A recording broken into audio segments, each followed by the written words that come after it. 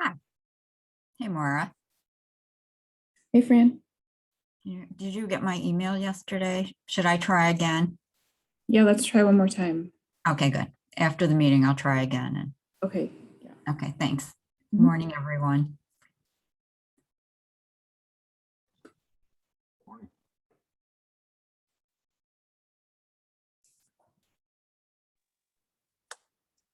Morning, everybody. Good morning, Dennis. Dennis. How you doing? Pretty good.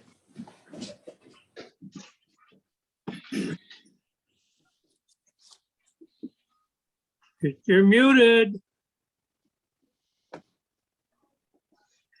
Evan, you're muted. Can you hear me now? Yeah, I can hear you now. All right. Because the FAA and CDA are so rudely landing airplanes over the village of Bensenville Village Hall, I'm going to take a break between flights to call this meeting to order. Can you please call the roll? Bensonville, Here. City of Chicago 39th Ward, Here. City of Chicago 41st Ward, Here. Des Plaines, Hanover Park, Here. Harwood Heights, Itasca, Mount Prospect, Norridge, Here. Palatine, Here. Park Ridge, Here. River Grove, Here. Rolling Meadows, Schaumburg, Here. School District 59, Wooddale, Here. and I think Harwood Heights joined us. Yes.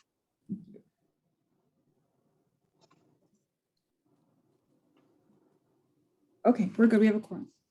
Great, thank you. Just a reminder, if you are able to turn your camera on to participate in this meeting for the members of the board, please do so. I believe it helps in communication. With that, we'll move into our discussion items, and we'll start with CDA's report on noise monitor updates. I know that our CDA team has another event to go to this morning, so we'll try to get through them first. Good morning. The portable noise monitors, since the last meeting, which was about a month ago, we have retrieved the one monitor that was deployed to a home in Park Ridge, and we have issued a report for that home or for that site. We don't have an update on the municipal noise monitors, but for the long-term portable monitors, we do have a report. This report is for Site D, which is in Chicago Ward 39. And if you look at the map, it's the yellow circle on the map. The average aircraft DNL for this site for the month of September was 57.1, which is less than or more than last year, but September of 2020, but less than September of 2019. For the permanent noise monitors, we're going to show the 13-step process that we last time I think we showed this at the April meeting. So all the fields in red are the fields that we completed or steps that we completed since April. On the right-hand side, we have the relocations. Those are the 4 monitors that were mounted on utility poles that we are installing on their own masts. So since April, we have commissioned Site 7, which is in Des Plaines. The commissioning date was May 12th. We're still working on Site 28, which is in Schiller Park. There was a bit of a delay electrifying this site.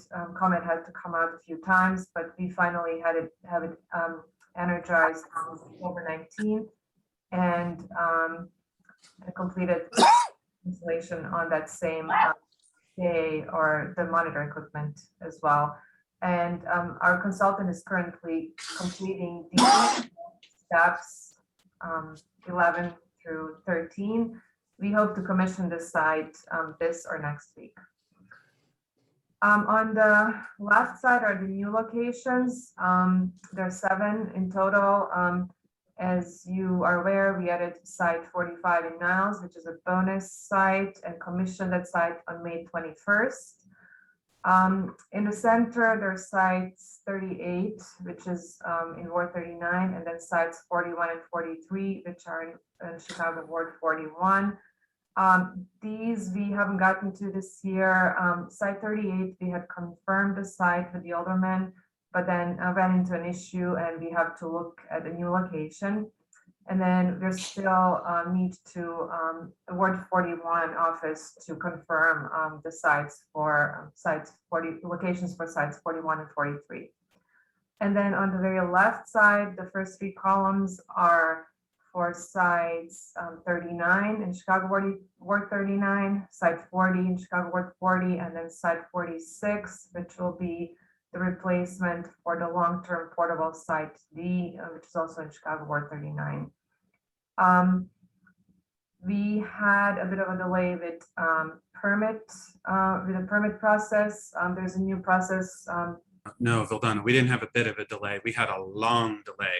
Yeah, we had a long delay. Call a spade a spade. True. Yeah, we were authorized to begin this, or our contractor was authorized to begin this work in February, but then the Chicago Department of Transportation has a new permitting process, and it really took several months. So we finally received the permits in October and have installed the concrete base and the mast and the monitor equipment at site 40, which is in Chicago Ward 40. All three of the sites are solar, so there's no ComEd coordination. Yesterday, our consultant installed the monitor equipment and made the electrical connections. We have also installed the concrete base at site 46, which is in North Park Village. And we are scheduled to begin work on site 39 on Thursday, the 18th. And that's all I have. Thank you, Vildana. I appreciate your report. We'll move on to an update on the GAO report on noise. Good morning, everyone. This was just something we wanted to make sure everyone was aware of. The Government Accountability Office came out with a report in September on aircraft noise. This was specifically, they looked into the FAA's outreach and noise metrics when it comes to their implementation of PBN. So most of you should be aware of PBN and RNAV procedures and some of the controversy involved in the recent years with the implementation of those procedures. For those that are not, let me just zip through here to a graphic that explains it. But again, the PBN procedure is those performance-based navigation procedures that allows aircraft to fly a very precise path versus vector headings or conventional procedures, which do allow for a bit of more dispersion. As these have been implemented across the country, the FAA has seen a significant increase in airspace efficiency. However, those that do live directly underneath those flight paths do incur quite a bit of concentrated flight activity. So the GAO came out with a report with some recommendations on how the FAA could improve outreach through enhanced noise metrics and communication when dealing with communities in implementing these procedures. Some of the big things were they had suggested that the FAA use additional metrics besides DNL. Those of you aware, DNL is the metric of choice with the FAA when communicating noise impacts. However, there are some flaws to the metric. As many of you know, it's very difficult to convey experiences on the ground using that metric. And so the GAO had suggested that the FAA use additional metrics when communicating with communities, as well as setting up some additional outreach and tools to help communicate when these procedures are in place and that communities have a way of kind of addressing their concerns. One of the big surprising things is the FAA concurred with all the recommendations of the report. And so it was pretty interesting. So this we'll have available for the committee. Maura can distribute it if anyone's interested in reading. But that's the latest GAO report on aircraft noise. We just want to make sure everyone was aware of. And that O'Hare was included in part of the analysis that the GAO did. PBN was incorporated into the OMP as far as the runway airfield build out. The FAA also included some airspace changes that came into effect in the 2013 and 2015 timeframe. As many of you remember, there was significant airspace changes that occurred in the area that resulted in the airfield operating now predominantly east flow and west flow.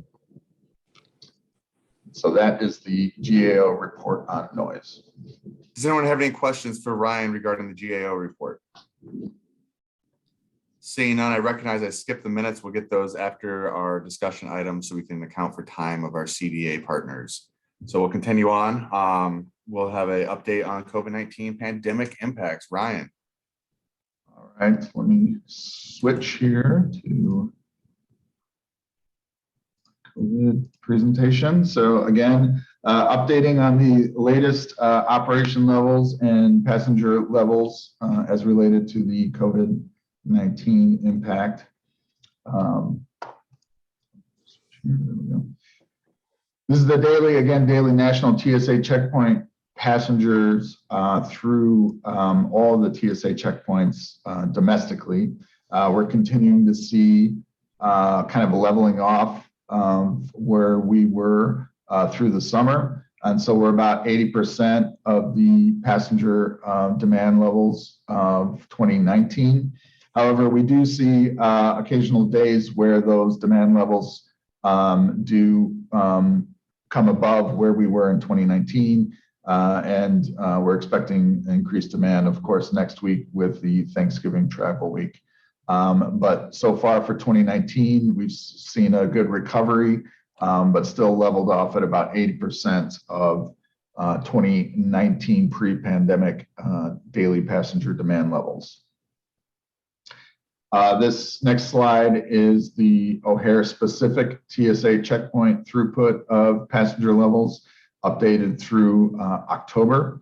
Over 80,000 passengers screened at TSA checkpoints on October 8th, which was over what we saw in the first time over 80,000 since the COVID pandemic hit in March of 2020. So a good sign demand is coming back. Next slide is Midway TSA checkpoint throughput updated through October 23rd. Again, demand levels coming back to pre-pandemic levels, much closer to the 2019 levels that we saw previous to the March 2019, 2020 pandemic beginning. Next slide is O'Hare operation levels, 2021 compared to 2019, updated through October. We're still about 18% below the 2019 operation levels.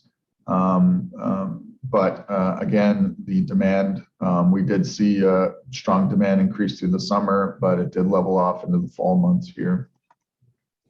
Midway, close to the same, a little bit closer. Demand return for Midway, 14% below 2019 levels, updated through October 2021. This next slide is the 2021 aircraft operation levels compared to a specific day in 2019. So we're comparing September 23rd, 2021 to September 26, 2019. And we lay out all of the major markets in the US and color code them by region. And again, this has been the similar story throughout the year where the Southwest, South markets, as well as cargo markets continue to see strong recovery, whereas those markets in the Northeast and international markets that rely heavily on international travel or business travel are still struggling to come back from the decreased demand. Next slide is O'Hare specific passenger levels versus cargo operations. On the left of the green line is our passenger demand levels updated through October. Again, showing that increase that we saw through this past year on demand levels compared to 2020. On the right it's specific to just dedicated cargo operations. We saw a quick recovery and demand increase on cargo in 2020, and that demand level has maintained and continues to show strong growth at O'Hare. Again, important to note that these two diagrams show very different scales, so this is not an exactly comparison of, we're not saying that cargo operations are exceeding passenger operations.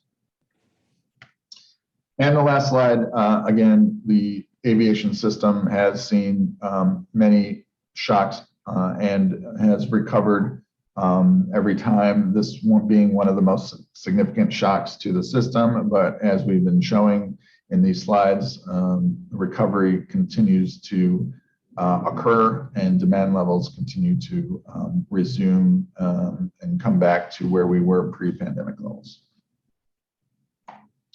Any questions about COVID-19 impacts? And why is this graph still showing that sharp downtick? When are we going to start seeing the recovery on that graph? Well, once we have the 2021 data finalized, we'll see that those are kind of yearly averages. And so once we have, I expect early next year, we'll have the uptick shown. Okay. Anyone else have any questions for Ryan? Yes, Frank from Ward 41. Ryan, you had mentioned that you would present the findings of the noise complaints from households that have sound remediation windows and doors. And you said you were going to Frank, you're getting ahead of us. You're getting ahead of us. We'll get to that. Well, okay. Sorry, you asked for questions for Ryan. Right. We got a couple of agenda items and we'll get to that one. Okay. All right. Any other questions for Ryan regarding the pandemic impacts? All right, we'll move right along to the extension of runway 9 right, 27 left. Update on that. Okay, as we had presented at this committee, as well as the full commission, we discussed the extension of 9 right, 27 left that will be finishing construction, and that runway will be reopening December 2nd. The runway, again, will be fully extended to 11,260 feet. This runway is constructed to be a design group 5 runway, which is capable of accommodating the vast majority of aircraft that operate at O'Hare.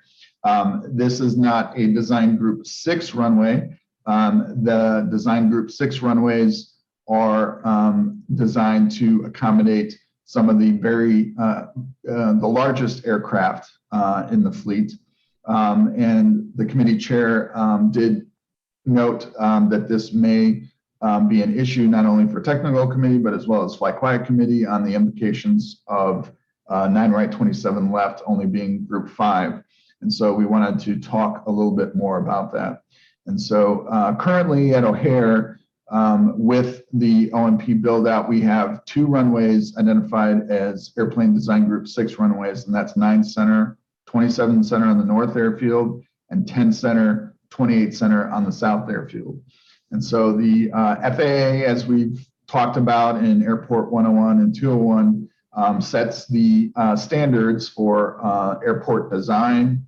And so all the spacing and runway lengths and widths are standardized to accommodate specific types of aircraft.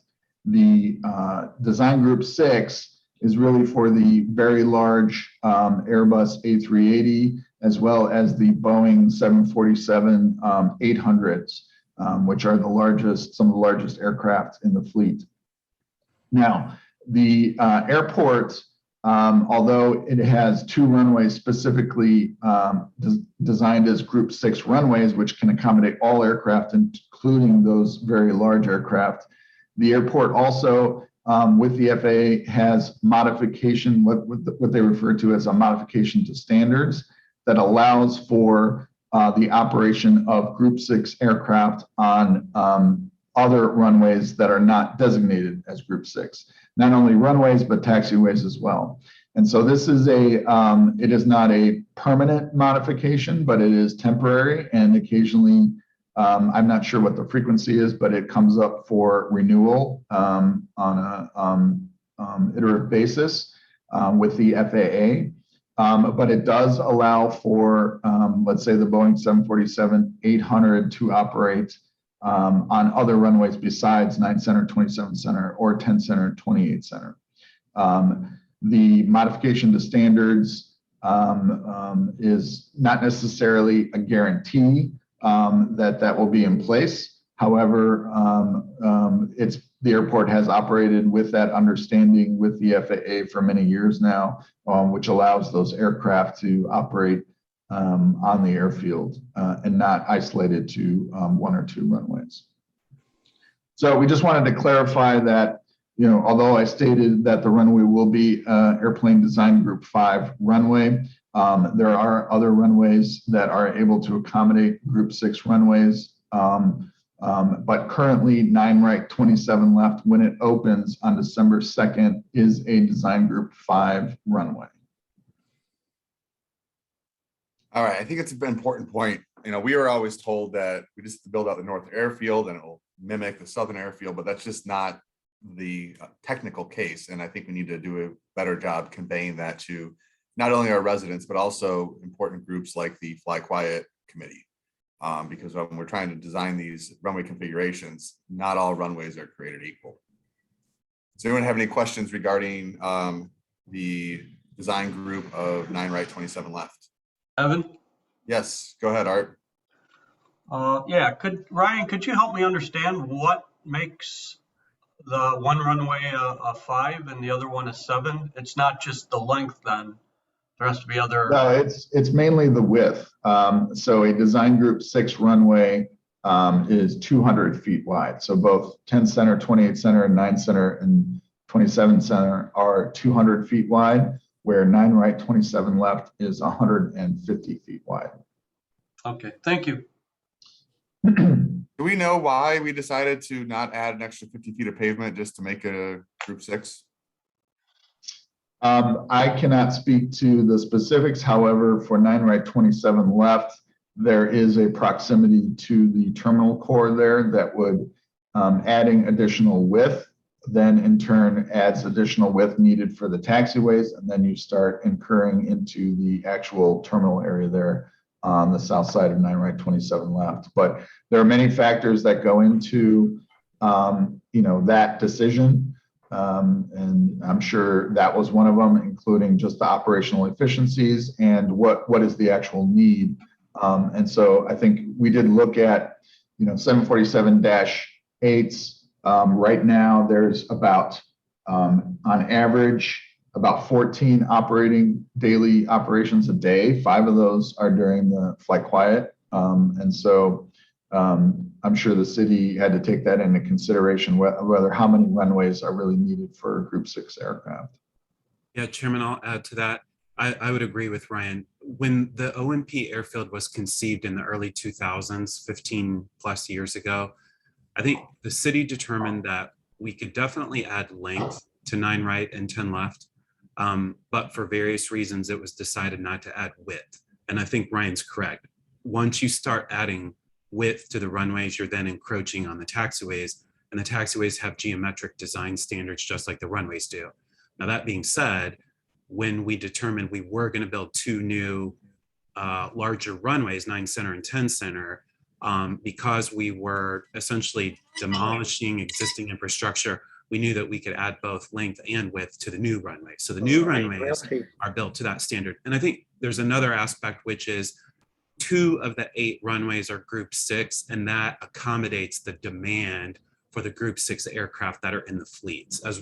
As Ryan mentioned, there are a few aircraft at O'Hare that need those extra long and extra long, well, I should say extra wide runways in this case, because as you can see, 9 right and 10 left are longer than both of the centers.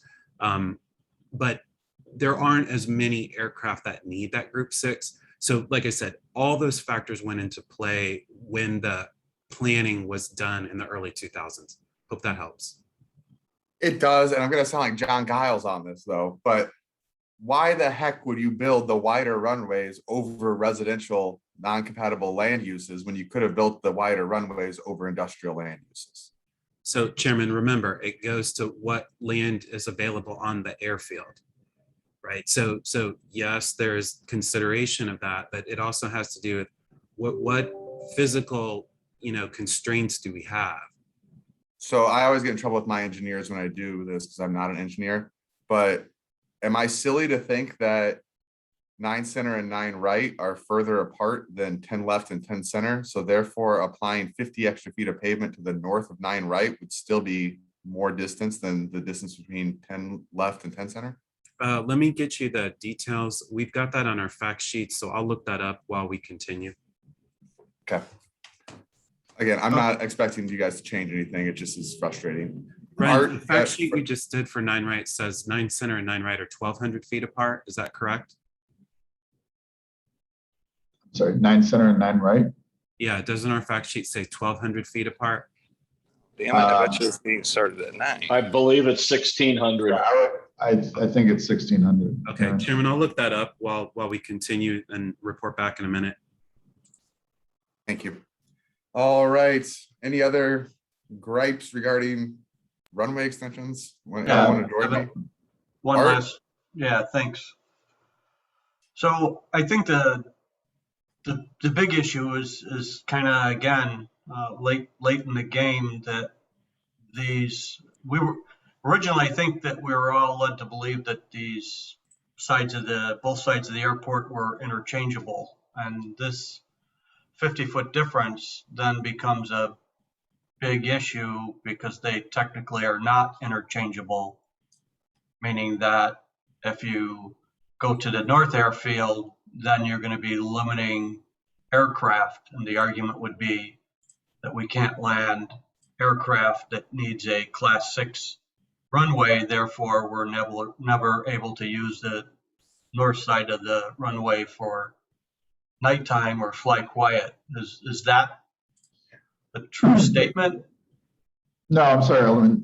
Just to clarify, both 9 center, 27 center on the north airfield, and 10 center and 28 center on the south airfield are group 6 runways and can accommodate the largest aircraft. So all right, that clears up my. Yeah. The only big difference between the two airfields, north and south, is we only have one 13,000 foot runway on the airfield, and that's on the south runway, 10 left, 28 right. And on the north airfield, we have a crosswind runway that does intersect 2 of our east-west parallel runways. But other than that, the airfield is pretty close to similar. Chairman, I looked up those dimensions for you. 9 center and 9 right, Ernie is correct. Those are 1,600 feet apart from the center lines. 10 left and 10 center are 1,200 feet apart. And those are on our fact sheets for you. I appreciate that. So with building on Art's comment, can we say that the 927s and the 1028s are mirrors of each other? There's the same number of arrival groups. When looking at from an ADG perspective, they're equal, the north and south airfields. Yes, those, as far as arrivals, yes, I would say those 2 pairs can accommodate the same. All right, any other questions? Yes, Mr. Chair, Frank here from 41. Ryan, going back to the GOA report, just for as a reference and some numbers they gave and what we're talking about now. In that report, it said that one airplane creating 114 decibels of noise is the equivalent of 100 airplanes that are generating 94 decibels of noise. And now you just said that this 747-8, I think it is, there's 14 of them in a fleet, and most of those planes are flying in the evening. How does that impact our readings and other things that we've been taking for nighttime noise? If we have 6 or 7 of those 114 decibel planes flying at night, that would be the equivalent of 600 or 700 94 decibel planes flying. I think you're mixing and matching metrics here, but so the Boeing 747-800, first of all, that I mentioned that there were about 14 on average during operations during all hours. Less than half of those are during the nighttime flight quiet hours. And then to your So second Ryan, point, let's be clear. You're talking about 14 of those aircraft on a daily average. correct. Okay. Yeah, and those 14 aircraft then would be the equivalent of 1,400 planes at 94 decibels. That's in the the GAO report. Right. So Frank, what I believe they're trying to reference is the logarithmic nature of noise. Right. I So understand that. Okay. Yes. But what I'm saying is they're trying to get to, apparently, or wrap my head around, is that if you have 6 or 7 of these planes operating in fly quiet time, that's going to blow the noise levels out of the water for fly quiet, and that's what people are complaining right. about. So that's why every nighttime flight gets a 10 decibel penalty in the noise model. Right. Right. That's because it's quieter at night. It sounds louder than it actually is. I understand that. Right. Okay, I was just trying to get, it didn't make sense that if you have one plane that's making 114 decibels of noise, it's the equivalent of 100 planes and in terms of the 65 DNL level. So if we can minimize just a couple of those nighttime flights, it would go really far to make nighttime a lot quieter as far as the DNL. I believe the point of that GAO graphic was to show how the DNL metric doesn't do a good job of portraying frequency. It's more to do about frequency than actual noise levels, and how DNL fails to do that. Yeah, that was my point going back a long time, that, no one gets a visceral reaction over 65 decibels. But if you get a plane going over your head at 114 decibels, that's what gets you excited enough to call in a noise complaint. That's basically my point. Thank you. Such as the perpetual battle of LMAX versus DNL and the magic of logarithmic averages. Right. Mr. Chair, I do have one other item here on 9 right 27 left extension. This was requested at the last meeting in regards to the nav aids coming online. There was a question about not only 9 center 27 center, but as well as the 9 right 27 left extension. And so when 9 center 27 center was completed, the FAA, due to impacts of COVID, had a delay in installation of nav aids, specifically the instrument landing system. As you all should know, be familiar with what that is. In our Airport 201, we go into discussion on that, but basically it is an important tool that allows pilots to land in very poor visibility conditions. And so the 9 center real completion of the nav aid commissioning on 9 center 27 center, the last piece was commissioned on October 25th of this year. And then for 9 right 27 left, we have the target dates for the ILS installations. For 9 right 27 left, category 1, target date is July 14th, 2022. And then for 9 right 27 left, cat 2 and 3, the target date is July of the following year. It's usually, it requires a number of thousand hours of burn-in. However, the FAA is targeting much sooner than that, hopefully by the end of the year. But for talking points right now, it's possible not till July of 2023. And that plays into important as far as arrivals. Now, runway 9 right 27 left can be and will be used for departures. It is in the OMP build out plan and is primarily designed to be a departure runway, and the ILS system really doesn't influence that. This will have more of an effect on the ability for the runway to handle arrivals in poor weather conditions. What does that mean in practicality? How often are we having to rely on these nav aids to land? I mean, is it, and I guess then it goes to runway usage.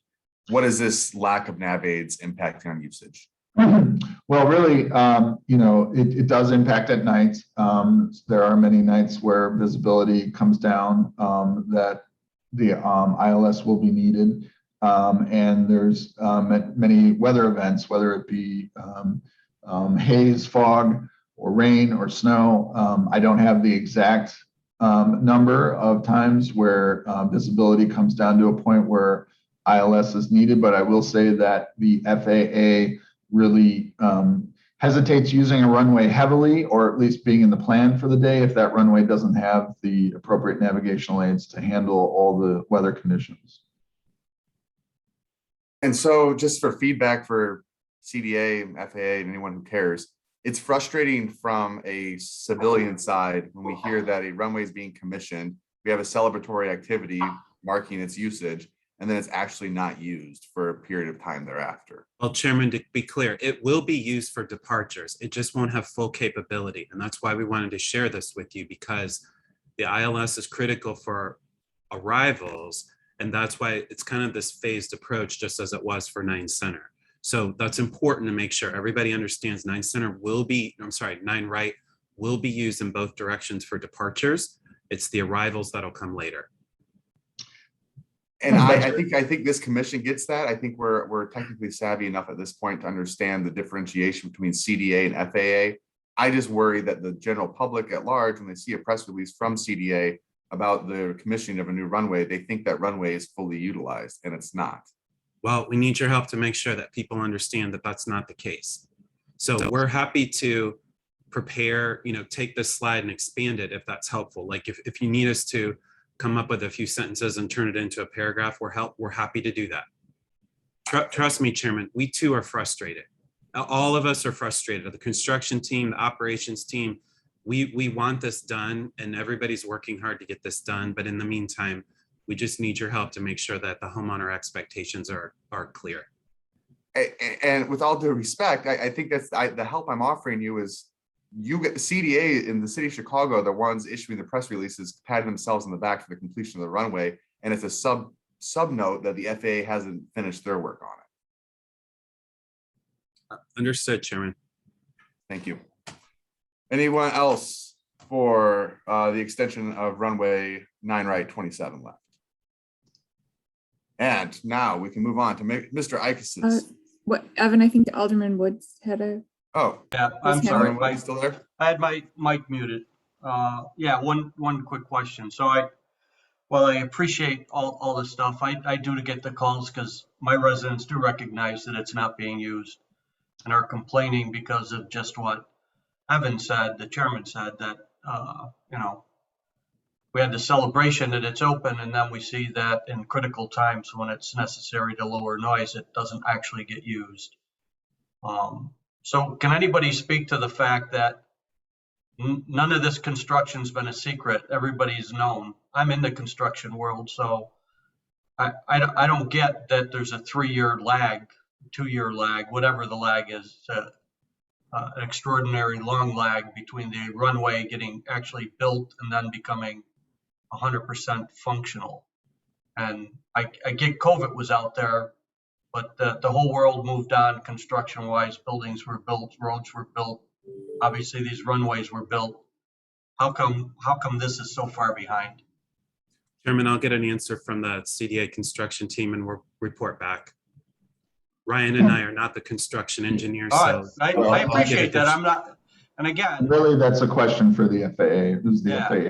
delay? not yelling. I'm just expressing some of the concern from our residents of why it's not done. And I need an answer other than we're going to get to it and it will ultimately be done.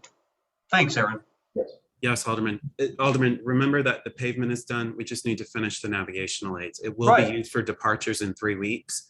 So just know that it's a bit of a soft rollout. We will get additional details and send those back through Mora. All right. Excellent. I appreciate it. Thanks, guys. I don't want anyone to think what we're directing any ire at the staff that do their job so diligently. It's just frustration of the actual usage and the feedback that we're getting. from Yeah, our residents. exactly. Thanks, Evan. Not at all. Just please make sure everybody understands the pavement is done. The pavement's been done for months. What's not done are the navigational aids, which are the lighting systems. Right, but to comment to that, that's the frustration that it's done and it's not usable 100% of the time. So Understood. I think we've covered it. You're going to get information so we can move on. Yes, sir. All right, Ernie, you've got your hand up. Yeah, thanks, Chair. Aaron, I might just suggest the complexity that the FAA goes through in running the ILS and making sure that everything's up and running, that it's not just simply them turning on a switch. Perhaps if you are able to provide to the commission and this committee what the FAA actually has to go through in order to certify those nav aids as being operational, that probably would help answer a lot of these questions. That's a good suggestion. Yes, we will ask for that, and we'll put together a slide or two to help explain it. Thank you. Great discussion so far. Anything else? Mr. Chair, Frank. Mr. here. Ickes? I just saw just a few days ago on History Channel an example of what happens when the ILS is turned off for maintenance or whatever else. A plane coming in from Asia somewhere landed short at San Francisco and crashed because that ILS was off. So before we start complaining about noise because planes aren't landing on one runway versus another, and when we get an explanation from CDA that it's because the ILS is not set up yet, that's more important than tolerating some noise. I mean, safety is the number one issue here. And Frank, no one here is I know, Evan, I know. But to even talk we've been told the ILS is what's holding it up. I don't want planes landing short because we're complaining about noise. That's not what we're here for. No one on this committee has ever or will ever, under my tutelage, suggest unsafe operation of the airport. Safety, we know. I know that, but we have to tell residents there's a reason, and it's beyond our. I don't even want to use the word control because we have no control. It's the FAA. They have to get it perfect, and this is one item that I will entirely be on their side 1,000%. The noise is one thing. Having an unsafe airport is totally another. So again, no one's suggesting operating. Yeah, absolutely nobody's suggesting that. Right. You're just asking for a little accountability. And that's it. Accountability. Let's explain to the residents why there's noise there. And there's things that we can influence sometimes and things that we absolutely can't. That's all. Thank you. I think we've reached a logical conclusion of this discussion item. We'll now move on to noise complaints. Yes. Thanks. All right, Mr. Ickes, this is in regards to your request at the last committee meeting regarding the number of households that made complaints in Ward 41 that have received sound insulation. So we went and looked back specifically at the second quarter of 2021, homes within Ward 41 that made noise complaints during the nighttime, for the nighttime hours. The number of verifiable households that made nighttime noise complaints that have received sound insulation is 4 during the entire second quarter of 2021. The number of homes in Ward 41 that have received sound insulation and did not submit any complaints in the second quarter of 2021 is 1,647. So I hope that helps. That sounds good. That's pretty conclusive evidence that the sound and insulation program does work. And with that information, we can go to Washington and say, look, if you want the complaints to stop, spread the sound insulation around a little more. So, okay, thank you very much. That's an excellent finding. And I'm sure everyone will go home and spread it around. Go back to the office and spread it around. Everybody has to talk to their politicians. The only way to get sound mitigation is through windows and doors and other means that are available. And if they want the people to be happy, spread some money around the airport, all directions, not just Chicago 41, obviously. But this is conclusive evidence that sound insulation stops noise complaints. Thank you very much, Ryan.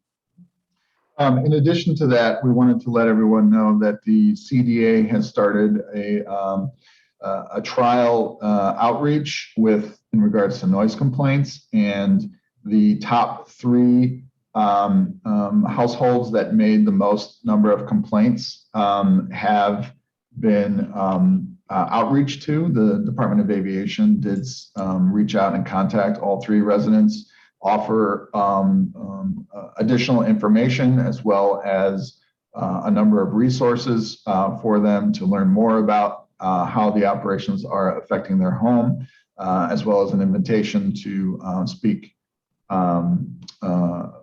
in person. And so just wanting to let this committee know that the CDA has at least attempted to do some outreach with noise complaints. And I want to thank CDA for that. When we rolled out the new 311 system, I know that was an objective, is to actually make some contact with the people who are complaining. And I hope that the Ward 41 trial of doing so can be expanded across the 311 complaint system. Yeah, and I should have clarified that that wasn't specific to Ward 41. That was for all O'Hare complaints. So I believe we had 3 households in different communities around the airport. It was not just for Ward 41. Okay, great to hear. Thanks for the clarification in the background. Anything else regarding the noise complaints? Mr. Ickes, thanks for bringing that to our attention. You're welcome, Mr. Chair. We'll move on to the third quarter of 2021 Flight Quiet Report. Ryan. All right, thank you, Mr. Chair. We have the third quarter 2021 Flight Quiet Program Report. In the interest of time, I will do my best to be efficient. This is one of our more lengthy reports. We've had several additions to this report over the years requested by this committee, but I'm not going to spend a lot of time on all the reports, and I'll just go through the highlights today. So this is the highlights and background for third quarter of 2021 on pages 1 through 3. On the bottom of page 1, we have our highlights for flight quiet mode. For third quarter 2021, the average time in flight quiet mode was 6 hours and 49 minutes. Average start time was 10:59 p.m. Average stop time is 5:48 a.m. As a reminder, we want flight quiet mode to start and stop as close to those 10 p.m. and 7 a.m. Nighttime periods as defined by the FAA as nighttime hours. However, due to various factors, that doesn't always tend to be the case, specifically with demand levels and weather events. And so for the third quarter 2021, there was an average operations of 108 with the 10:59 p.m. start and 5:48 a.m. average stop times. Page 2, we have our operation highlights for the quarter. Again, our most used nighttime departure runway was 28 right, with 34% of the operations occurring on that runway. And 10 Center was our most used arrival runway with 30%. Nighttime operations represented 10% of the overall daily operations. We have a breakout of the carrier types that operate during the nighttime hours.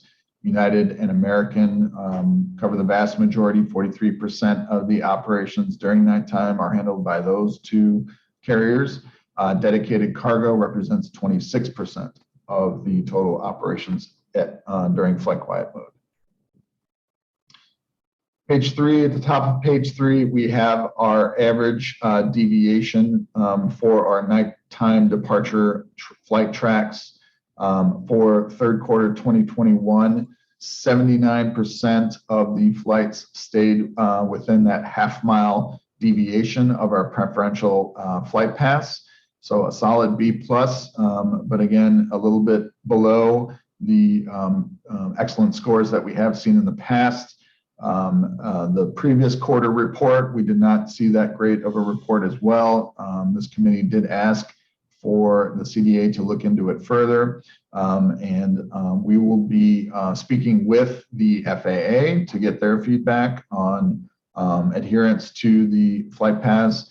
And we're also encouraging, I know the ONCC chairman, Nunzio, is looking to set up a leadership meeting with the FAA, and this should, we encourage this to be on the agenda as well, to talk about adherence to the preferential flight paths. But we'll go into that in more detail in the nighttime departure track report. Page 5 is our nighttime hourly operations report, just breaking out those nighttime hourly operations for each hour of the night. Again, average duration was 6 hours and 49 minutes, 108 average daily operations. You can see the start and stop times driven by the arrival and departure demands in the evening hours and morning hours. Page 6 is our runway use report for nighttime, 10 p.m. to 7 a.m. Again, runway 28, 10 left, 28 right, handled the vast majority of departure operations. 28 right, 34% in west flow, 10 left, 26% in east flow. On the arrival side, 10 center, 28 center handled the majority of arrivals. 28 center, 29% in west flow. 10 center, 30% of the operations in east flow. Again, important to note that runway 9 right, 27 left is closed for that extension construction and was closed the entire third quarter period, as well as 9 center, 27 center, again, not being utilized as heavily as 10 center, 28 center. This question came up in the second quarter 2021 report as well. Looking into it more, there is a lot of construction impacts related to 9 right, 27 left that was inhibiting the use of 9 center, 27 center, in addition to those navigational aids not fully coming online until October of this year. So 9 center, 27 center not getting used as much due to a couple of factors, being construction on the north airfield as well as delay in those navigational aids, as we discussed earlier this morning. Next page is the runway use report for flight quiet mode specifically. And so this is during the evening or nighttime hours when the airport is operating specifically in flight quiet mode for third quarter 2021. Again, 28 right in west flow, 25% of the operations, 10 left in east flow, 21%.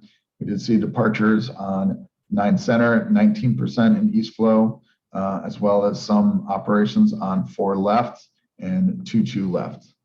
On the arrival side, again, 10 center, 28 center, the workhorse for the arrivals, 27% of the arrivals on 28 center in west flow, 37% of the arrivals on 10 center in east flow. 9 center, 27 center did have a share with 11% in west flow or east flow and 11% in west flow. Pages 8 and 9 are nighttime arrival summary. Again, runway 10 center, 28 center was our primary arrival runway for third quarter 2021. These reports just list out all of the airlines that operated on these runways in the quarter, as well as if they're designated a dedicated passenger or cargo operation. The number of arrivals this quarter compared to the same quarter of the previous year. Again, 28 center arrivals, same report. All the airlines that operated on that runway, type of airline, number of arrivals, third quarter 2021 saw 1,700 total arrivals compared to third quarter of 2020, which saw 1,066 total arrivals on the same runway.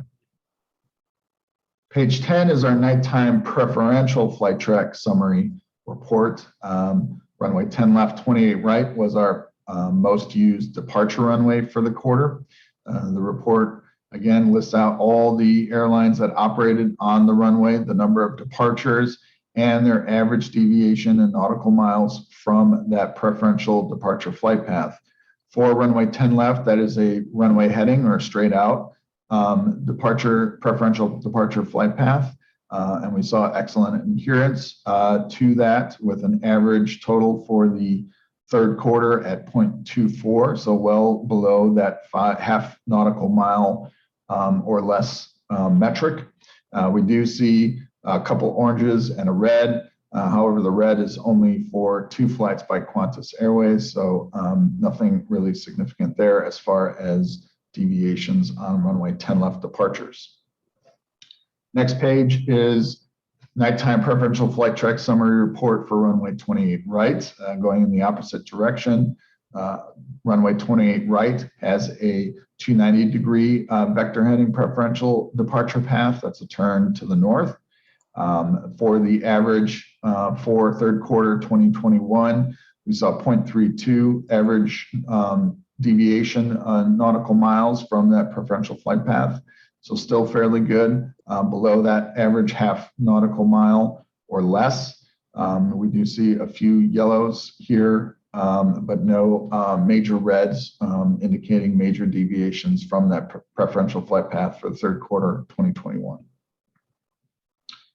Page 12 shows the departure track in graphical form. Again, all of our preferential flight paths in that pale blue, on those pale blue lines. Each track in the quarter is color-coded based on the deviation from those tracks. Less than a half nautical mile is green, half nautical mile to a mile is yellow, and greater than a nautical mile is red. There were 3,493 total departures in flight quiet mode in third quarter, 3,831 departures outside of flight quiet mode for the third quarter. So again, a relatively good report. You can see it broken out by runways on the pit table in the bottom, 28 right, 82%. That's our by far most used departure runway. In flight quiet mode, 82% of those were within a half mile deviation from that preferential flight path. 10 left, going in the opposite direction, again, is the straight out or runway heading, 90%, so excellent adherence. 22 left, again, is one that we are constantly looking at as not getting below good adherence levels, especially staying within that half nautical mile of that preferential flight path. 48% less than a half nautical mile, and 44% in between a half nautical mile and a mile.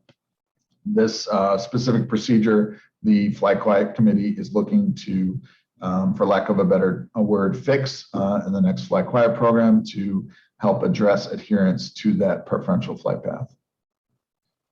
Page 13 shows our permanent noise monitor locations at O'Hare, all 37 monitors located around the airport. As Vildana mentioned earlier, we do have several more coming online now and in the coming weeks. And so we expect to add more red dots to this map in the next quarter's report.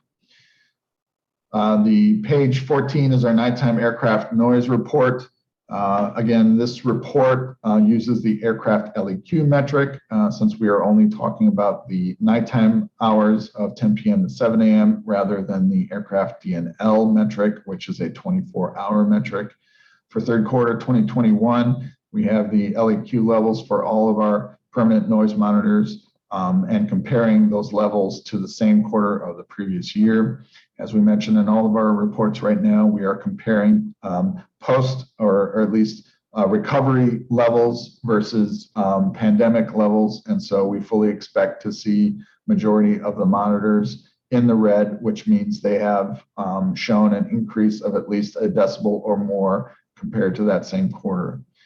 So majority of our monitors showing an increase in noise correlated to those increased operation levels that we see as demand recovers at the airport. Page 15 is our nighttime noise complaint report for third quarter 2021. The nighttime noise complaint report summarizes the number of noise complaints made by verifiable households in the third quarter during nighttime hours, 10 p.m. to 7 a.m. For third quarter 2021, there were 321 total households making complaints in September, 265 in August, and 260 in July, for a total of 20,377 complaints for third quarter 2021. The breakout tables on the lower right show that the website is by far the preferred method of complaint, with almost 98% of the complaints occurring through the website, and aircraft noise, 74.7% of the complaints are in regards to that specific aircraft noise. Page 16 is our airline ground run-up report.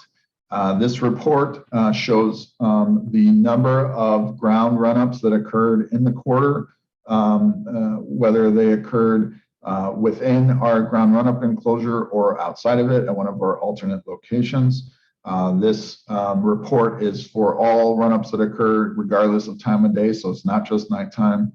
For third quarter 2021, there were a total of 257 ground run-ups. 95% of those occurred within the GRE, which is an excellent adherence rate. And so we only had 13 run-ups occur outside of the GRE for various reasons. Page 17 breaks out all the different types of aircraft that are doing run-ups in the third quarter, as well as the number of run-ups that occurred in the GRE. The aircraft types that we saw some run-ups outside of the GRE were these Boeing 757, 77, and Boeing 787. So some of our larger aircraft not using the GRE, but those numbers are very low compared to the Boeing 737, some of our narrow bodies and regional aircraft where we have quite a large number of run-ups, and vast majority of those are occurring within the GRE. So a very good 95% adherence rate for GRE use in third quarter 2021.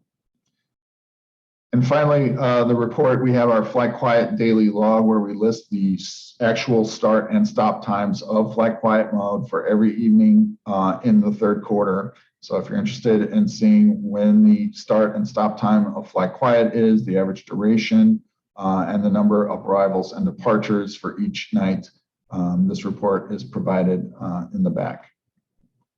And that completes the flight quiet program report for third quarter 2021. Thank you, Ryan. This committee, as well as the larger commission, has pegged flight deviations as a key performance indicator that we try to keep our arms around.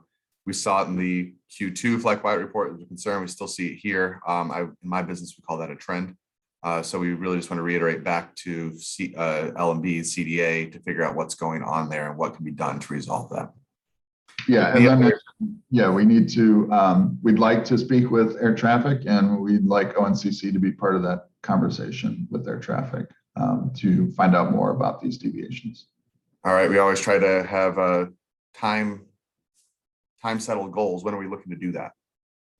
That's a great question. My preference would be as soon as we can get it scheduled. However, there are lots of schedules to coordinate. So it's actively being scheduled, I believe. Yeah, we are working on scheduling that. Okay. I just really want to get time demonstrable goals on that. So do you think that will be in Q4 that we're going to get this done, or is this moving into Q1? I mean, oh no, we're hoping to do it in the next couple of weeks. Okay. All right. Next couple of weeks. You heard it here, guys. Let's see if we can get that done in the next couple of weeks. Anything else for the fly quiet report? All right. Now for my little pet project, fly quiet recognition program, the rebirth of it. Yes. So the last meeting, we got some very good feedback on the recognition program, and we have come back here with some additional metrics as well as some ideas for weighting the categories, and a very preliminary draft report to see how those metrics and weightings would play out if we were to apply them to actual operations and scores. And so last month, we talked about some of the elements of the flight quiet recognition program. We have added one in here, which I'll talk about in a moment. But some of the categories we're looking at right now are the fleet quality. And what I mean by fleet quality is we are looking at an airline's fleet that operates at O'Hare and how they compare to the FAA aircraft certified stage noise levels. So stage 5 is the current highest level the FAA has their certification level. And so an airline that the majority of their fleet are closer to stage 5 than, let's say, stage 3 or 4 gets a higher score. So what does that mean? That means that airline would be flying a quieter fleet into O'Hare than maybe someone who would have a lower score, which is operating some older aircraft with lower stage numbers like 3 and 4, resulting in louder aircraft noise.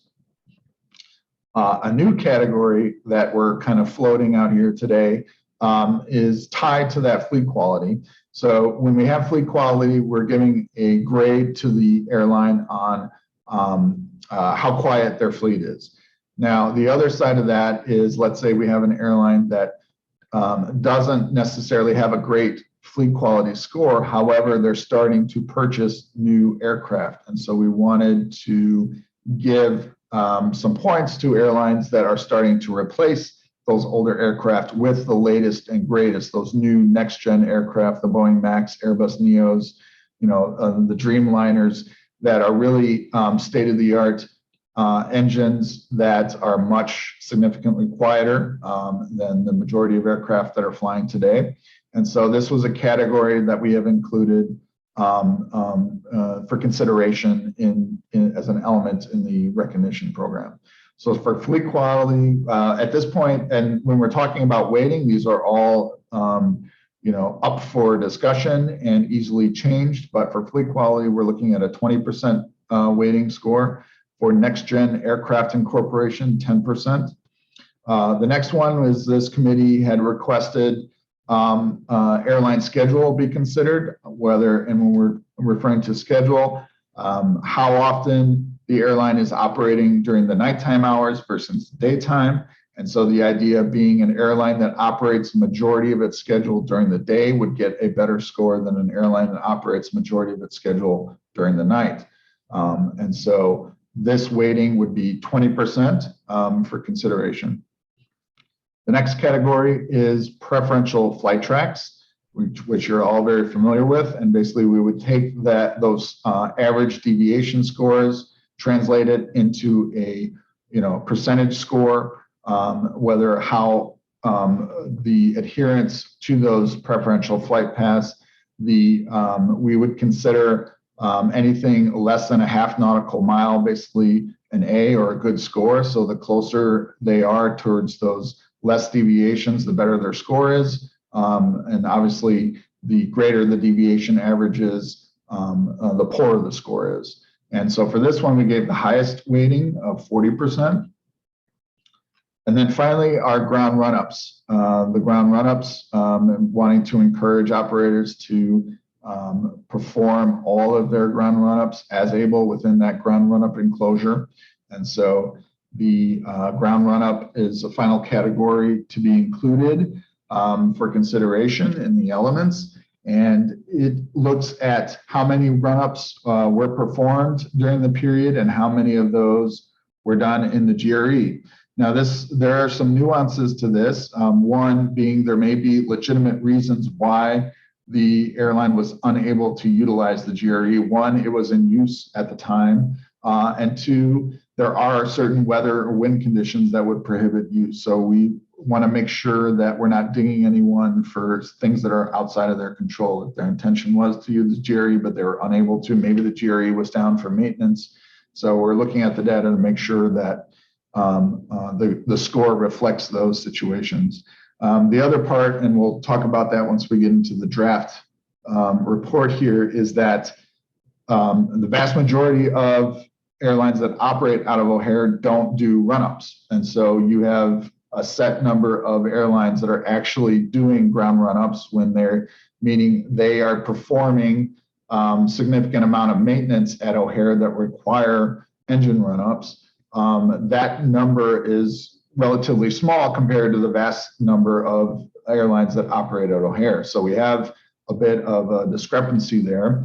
And so we don't want to ding airlines that don't do run-ups at O'Hare. And so the idea at this point was to just give them a perfect score. If you don't do a run-up at all, you get an A. If you do a run-up and you don't do it in the GRE, then that's an F, if we're grading it. And so that's the idea at this point.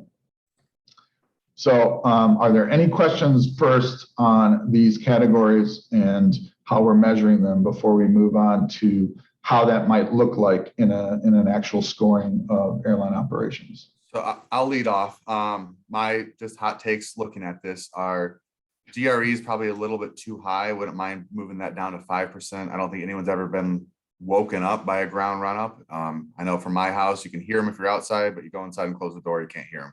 And I have a non-sound insulated house. So there's that, as well as the nuances that you provided with GRE. Not everybody does it. It's not as impactful. Secondly, fleet quality and next gen aircraft, it seems to be a duplication of efforts. Can you explain the differentiation of that?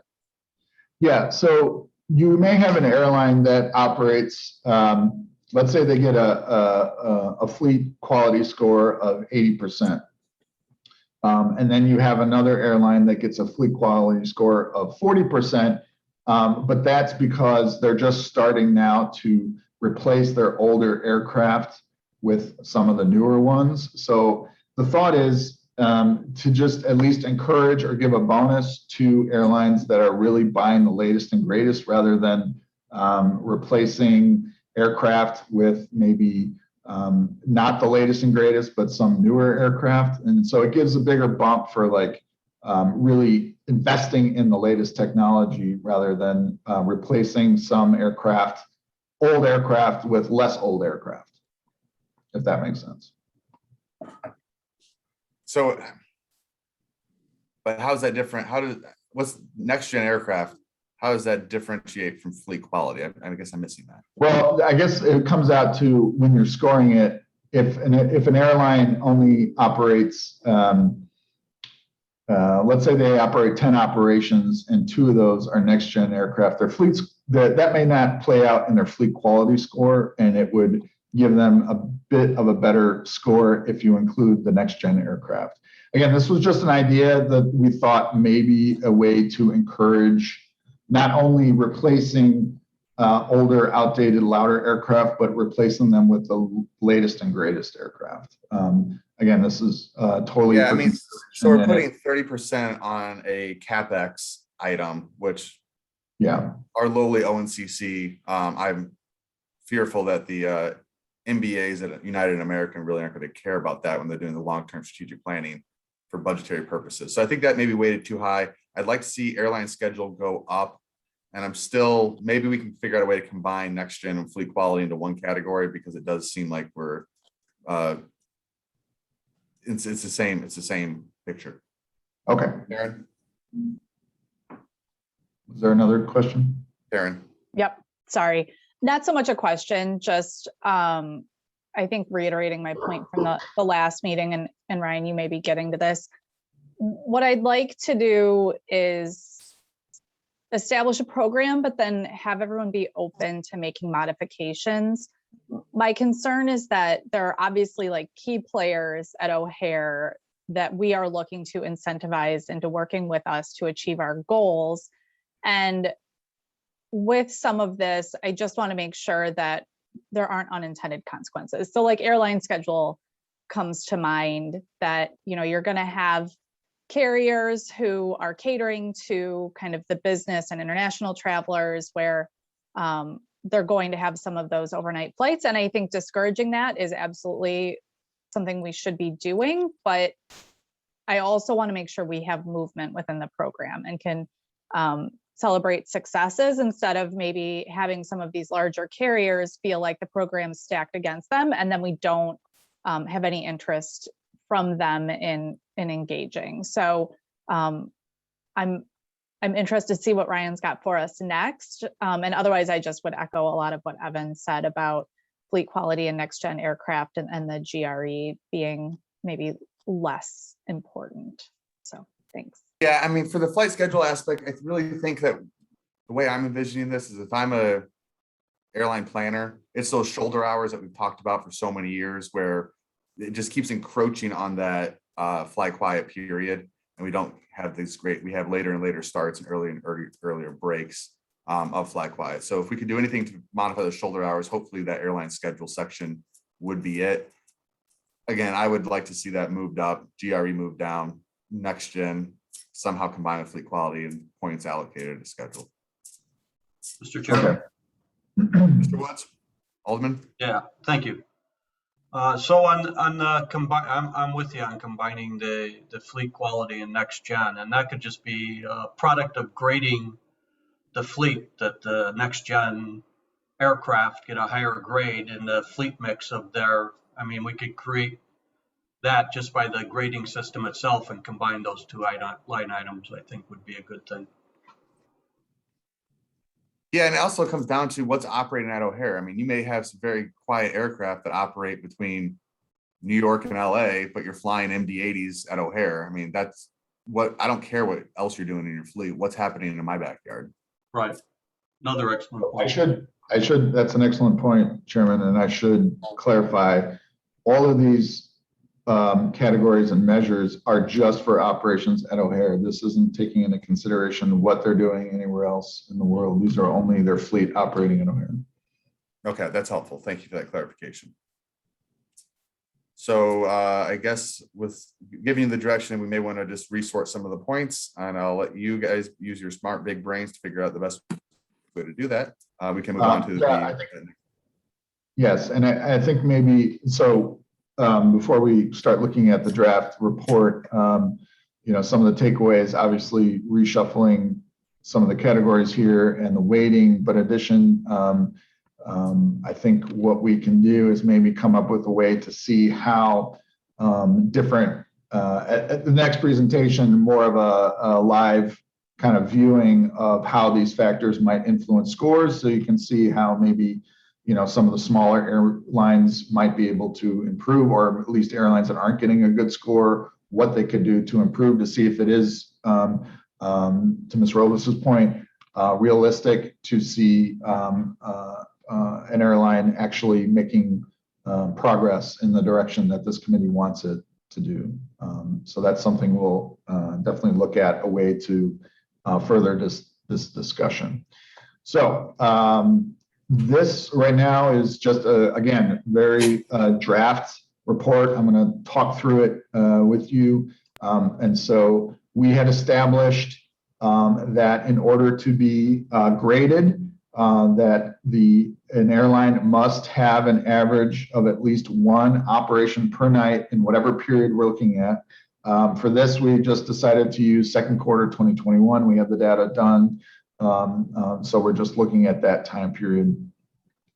So we have the airline, the type of airline, whether it be a dedicated passenger, cargo, and we've also included, just for informational purposes at this point, whether it's a regional jet. Most of you are familiar with some of the, you know, the legacy carriers like Delta, but may not be familiar with airlines like Piedmont or Republic that operate as some of those larger airlines, but operating their regional sides. So we carve them out for information. We have the average daily operations. So this is all hours, the number of operations on average that occurred during the period.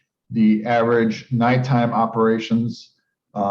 This is into that next gen operations score that we talked about, that we're going to incorporate in the total fleet score. So we'll just skip over this column. And then we have our 5 categories here. I put the weighting on top, so you can see how each of them are currently weighted and how that plays out.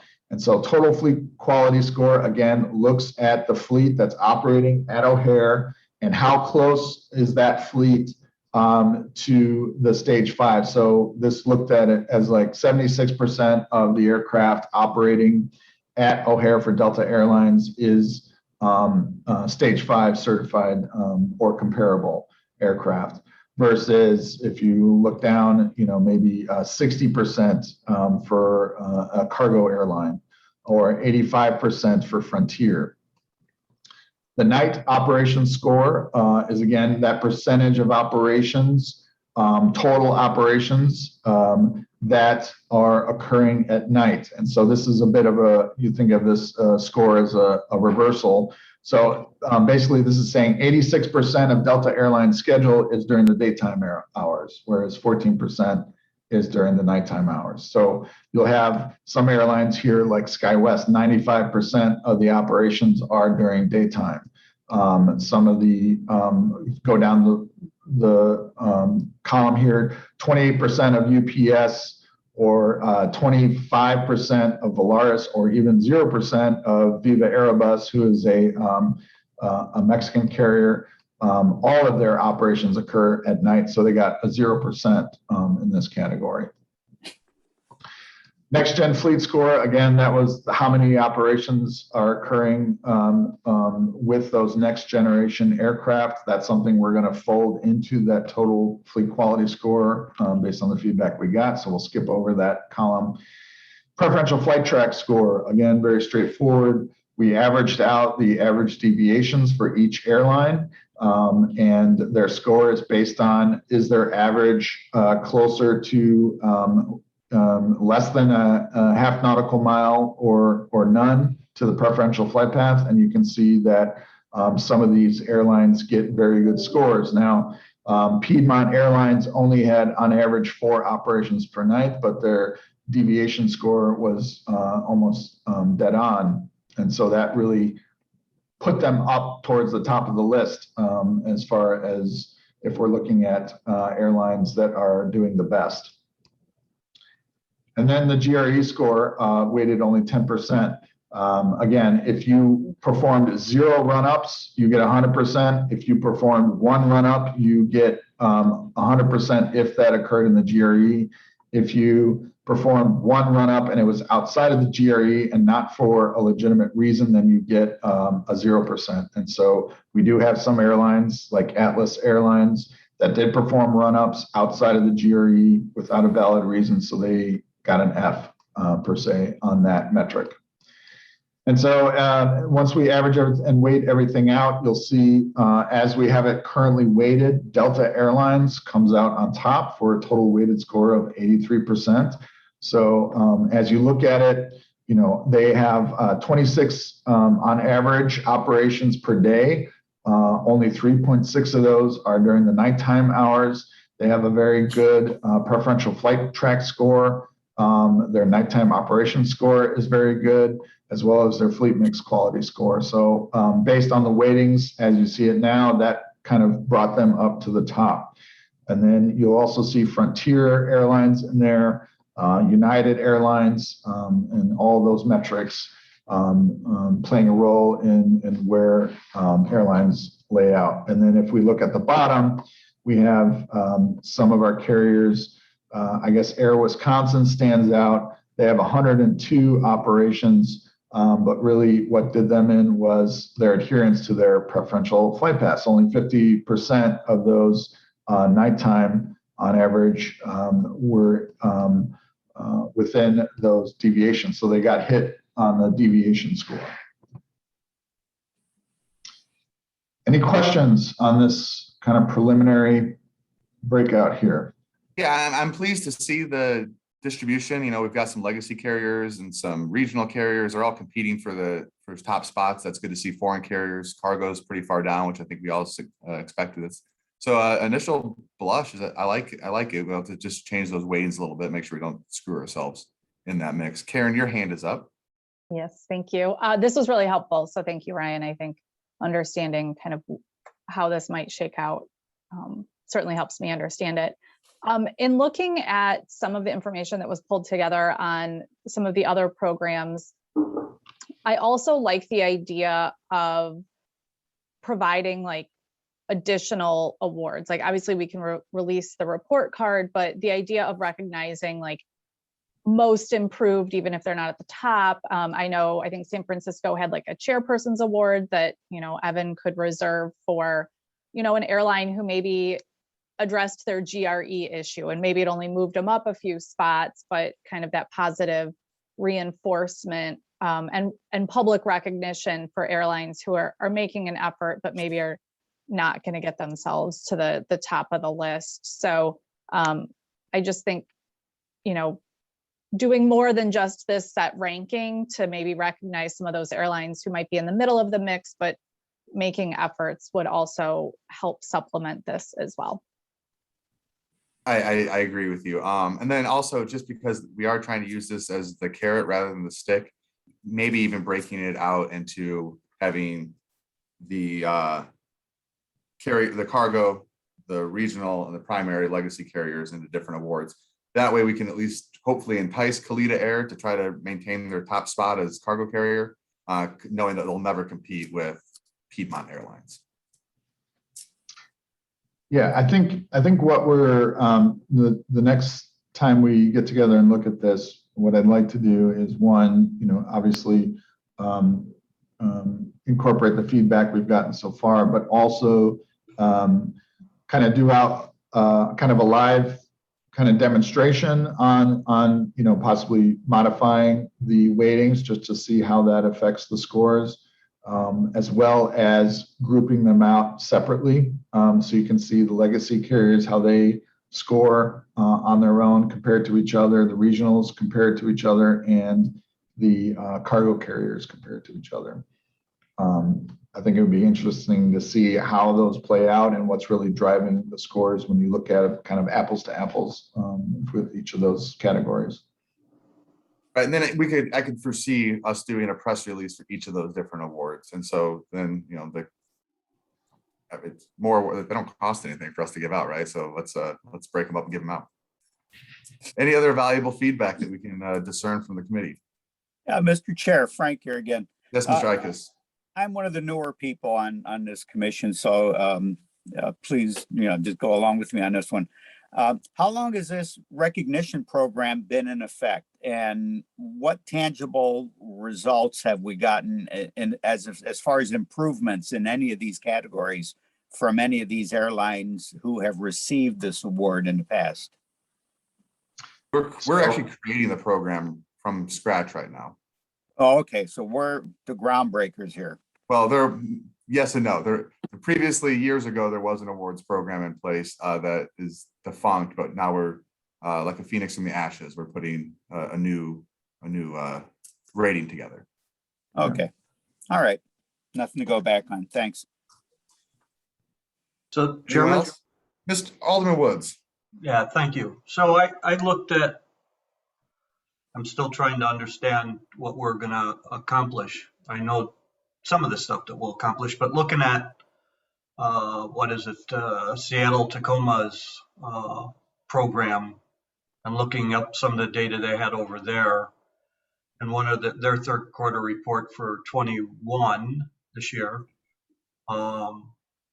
shows some of the like Asian Airlines cargo exceedances 88%, and then you look down at some of the other China Airlines 78, Kalita 56, another one 70, Federal Express 70, Korean Air 23.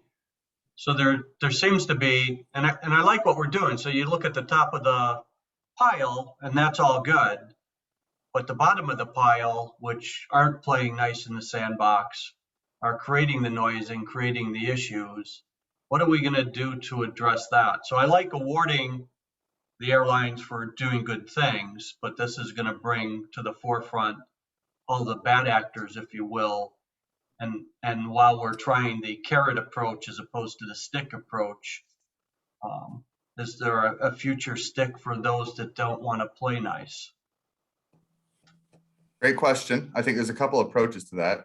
First off, I don't want to go into this with the stick approach, but I think we can look in our crystal balls and identify what those could be. Simply counseling, making sure that they know that, hey, you're getting beat up on this and you're one of the loudest, you're getting an F because of you're not sticking to the flight path. silly, stick to the flight path and it'll go up.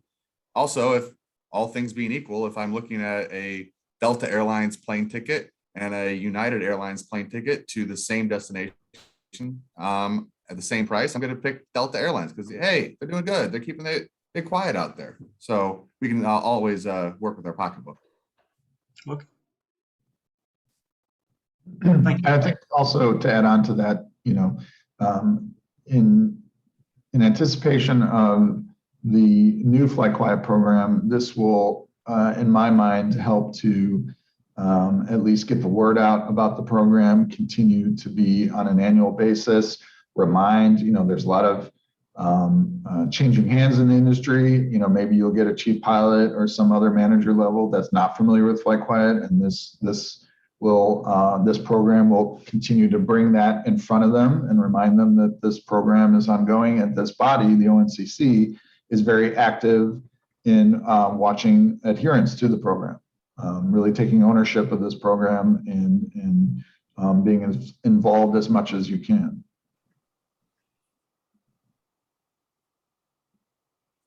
Any other feedback from the committee? All right, seeing none. Let's go back to our the approval of the minutes from October 19th, 2021. Do I have a motion to approve? I'll make the motion. Do I have a second? Second. We have a motion and a second. Please call the roll. Bensonville, Yes. State of Chicago 39th Ward, Yes. 41st Ward, Yes. Hanover Park, Yes. Harwood Heights, Yes. Norridge, Yes. Palatine, Yes. Park Ridge, Yes. River Grove, Yes. Rolling Meadows. Oh, her sound doesn't work. Schaumburg, Yes. School District 59. What's here? And Wooddale. Yes. Motion carries. Thank you. The next ONCC Technical Committee will be January 18th. This is the last one for the year. Everyone have a great December and Merry Christmas, Happy New Year. And do we have any comments from the ONCC members?